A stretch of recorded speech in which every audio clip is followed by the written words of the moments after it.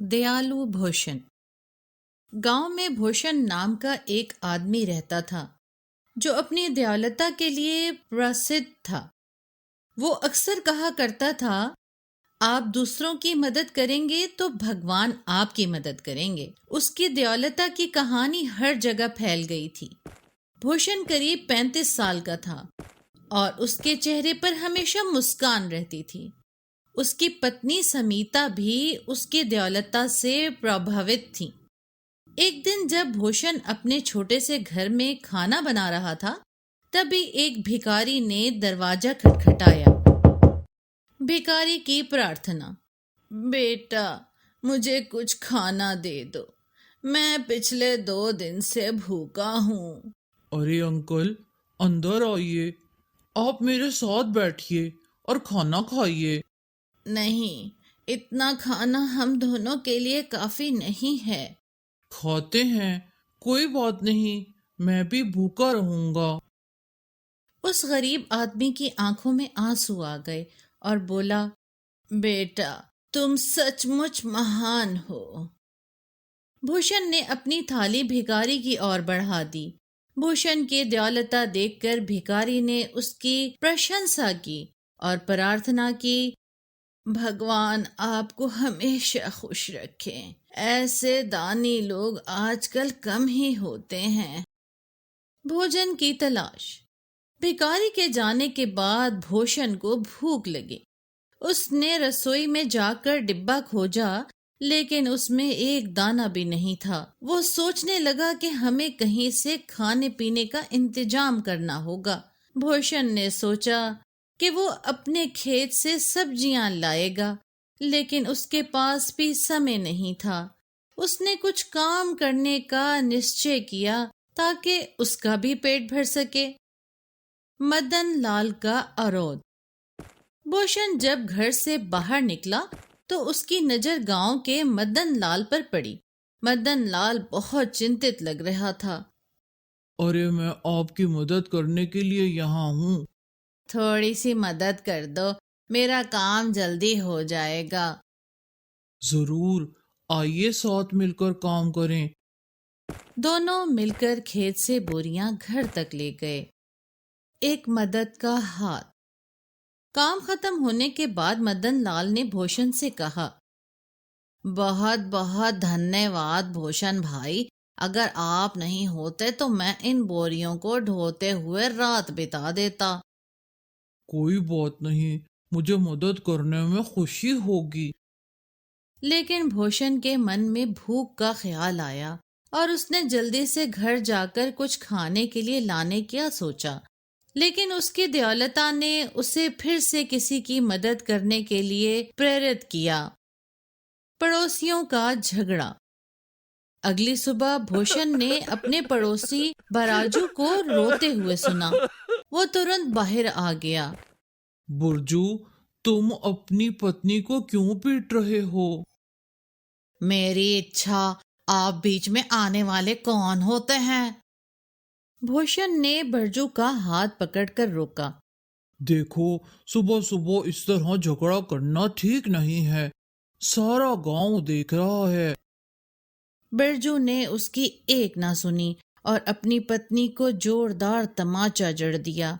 ये देखकर भूषण को गुस्सा आ गया। समाज की प्रतिक्रिया। गांव के लोग एकत्र हुए और भूषण के इस कदम की सराहना की। भूषण भाई, आपने सही काम किया, उसे सजा मिलनी चाहिए। भूषण ने बुर्जू को चेतावनी दी कि अगली बार जब उसने उसकी पत्नी पर हाथ उठाया तो वो उसे पुलिस स्टेशन में डाल देगा। ये सुनकर गांव के लोग इस बात पर सहमत हुए कि ऐसे लोगों को उचित सजा मिलनी चाहिए। सभी ने मिलकर बिरजू को उसकी किए की सजा देने का फैसला किया। गांव की मांग। गांव की एक महिला ने भूषण से कहा, आप सच में दयालु हैं, हम चाहते हैं कि आप अगले सरपंच बने। क्या? ये एक बहुत बड़ी जिम्मेदारी है। हम सब आपके साथ हैं, आप ही इस गांव के सच्चे नेता हैं। सभी ने सहमति में सर हिलाया। भूषण ने मन ही मन में सोचा। क्या मैं ये जिम्मेदारी संभाल सकता हूँ?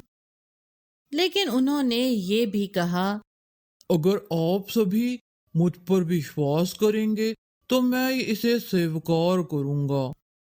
सरपंच सज्जन सिंह की प्रतिक्रिया। ये खबर सरपंच सज्जन सिंह को मिली। उसके दिमाग की पुर्जी हिल चुकी थी। भूषण की हिम्मत कैसे हुई? मैं उसे नहीं छोड़ूंगा। उसने योजना बनाई कि भूषण को कैसे रोका जा सकता है, वो सरपंच ना बन सके। सज्जन सिंह अपने कुछ करीबी दोस्तों को बुलाता है और उन्हें बताता है कि कैसे भूषण उसकी गद्दी हड़पने की कोशिश कर रहा है।